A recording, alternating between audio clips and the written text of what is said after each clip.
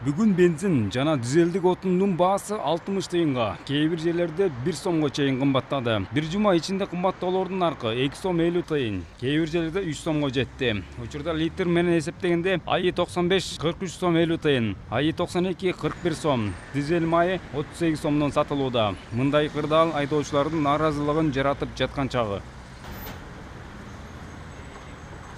Гүлмира ишкерлик менен алектенгендиктен унаа менен көп жүрөт. Темир тулпарына кечеле АИ 92 майын литрин 39 сом 40 тыйындан куйса, бүгүн анын баасы 41 сомго чыгып кеткенине нааразы болуп турган чагы. Чөнтөгүнө кадимкидей таасир бере баштады дейт. Мага эмес, эми бүт эле машина айдоочулорго бардыгына эле теге мен ойлойм, кыйын эле болуш керек деп булчу. Себеби ансыз деле жашоо өтө кыйын болуп атат.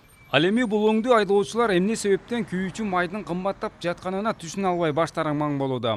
Кечээ жогорку кеңештин депутаты Искак Пирматов күйүүчү майдын кору 2 жумага гана жетчүдөй калганын, ага өкмөттүн шалаакылыгы себеп экенин айтып чыккан. Анын жүйөсү боюнча Кыргыз өкмөтү Орус өкмөтүнө Кыргызстанга толук кандуу керектелүүчү майдын көлөмүн айтып, ага ылайык бажы салыгысыз күйүүчү майлар Россиядан келмек. Бирок Кыргыз өкмөтү былтыркы жылдын индикативдик балансы менен быйылкыга деп берип койгон. Мындан улам учурда 43 000 тоннадан ашыгыраак май калып, 19 октябрдан бери тышта май келбей калганын белгилеген. Бажы биримдигине киргенибизге байланыштуу күйүүчү майлоочу заттар бизге пошлинасы жок. Келерин сиздер жакшы билесиздер. 19 октябрдан бери бир дагы баягы индикативный балансты ашырып алдыңар деп Кыргызстанга бир дагы вагон күйүүчү майлоочу зат чыкпай турат. Бир ай болоюн деп калды. Менин маалыматым боюнча биздин мамлекетте дизелдин запасы ашып барса 1-2 жумага жете турган эле запас бар. Пошлина менен эгерде чыга турган болсо, дизелдин, бензиндин баасы жок эле дегенде 2,5 сомго дагы кымбаттайт. Ушул боюнча эч кандай маалымат же нефтетрейдерлердин ассоциациясы коомчулукка бербейт, же өкмөт бербейт. Мунай ташуучулар бирлиги бүгүн бензиндин кору 30 күнгө жетерин, дизель майынын 20 күнгө гана жете турчу запасы калганын билдирип чыкты. Расмий маалыматка ылайык, Кыргызстандын жылдык керектелүүчү көлөмү 1 200 000 тонна күйүүчү майды түзөт. Айына 100 000 тонна туура келет. Ошондой эле бирлик кагаз жүзүндө мындай билдирүү таратты.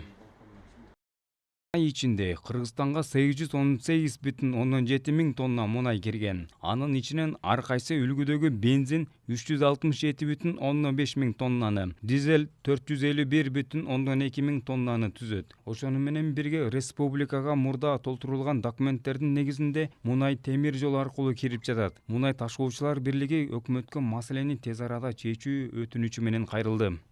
Ал эми өкмөт 19 октябрдан бери 40 000 тоннадан ашуун дизель майы жана 14 000 тонна бензин келгенин билдирүүдө. Бирок өкмөт бардык май ташуучулары менен биргеликте кеңешип, индикативдик балансты түзгөнүн айтып, көбүрөөк май сурасак дагы Россия кайрадан эле бажы төлөмдөрүн киргизип салмак дейт. Учурда эки гана компанияга Россия бажы төлөмсүз май ташууга уруксат бергенин айтышууда. Азыр эки компанияга уруксат берилди, алар жүктөп баштады, бирок тилекке каршы калган компанияларга уруксат бериле элек. Эми бизде эки эле компания иштебейт да, Кыргызстанда бир 10дон ашык компания иштейт, аларга уруксат берилди. Эки компанияга уруксат берилди, алар жүктөп башташты.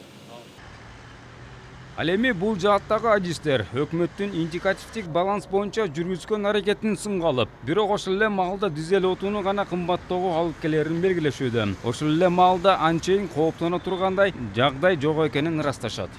Жылдын айына чейин эмдиги жылкыга дизель оту-май керектүү көлөмдө азыр уже заказ болуп атат. Ошон үчүн эч кандай тартыштык да болбойт. Баасы көтөрүлсө текшериш керек, эмнесетен бааны көтөрүп атат. Туура эмес көтөрүп атса, чара көрүш керек. Бул үчүн жанагы өкмөт бар, антимонопол комитет бар деп, мындайча айтканда эл эч кандай коопсуздубай эле кандай азыр жашоо турмуш болсо, ошондой эле жашоо турмушту өткөрүбүз керек да. Ушул тапта Кыргыз өкмөтүнүн бажы төлөмсүз Россиядан күйүүчү май суроосу кандай нукта чечилери ачык бойдон турат. Эгерде бул маселе чечилбесе, бензин менен дизелдик отундун мындан да кымбаттоосуна алып келиши ыктымал дейт өкмөт. Мындан тышкары дүйнөлүк рыноктогу нефтинин кымбатташы да өз таасирин берип жатканы айтылууда. Кыргызстан Россиядан бажы төлөмсүз май сатып алат. Бул Евразиялык экономикалык биримдиктин талабы менен. Улукбек Кутманбаев, Адилет Марсбеков, События, Бишкек.